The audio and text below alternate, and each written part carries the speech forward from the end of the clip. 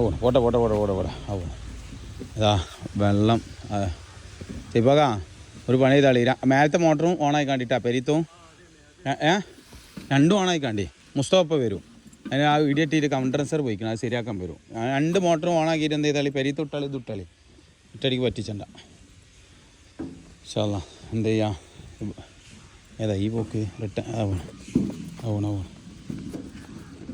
ഇങ്ങനെ ഒരു കൂട്ടർ വെള്ളം അടിച്ചാൽ 2 ആളിങ്ങനെ കൊടുത്തിട്ട് കൊടുക്കുക, ഒരാളിങ്ങനെ വെള്ളം അടിച്ചാൽ സംഭവം ഇതാ.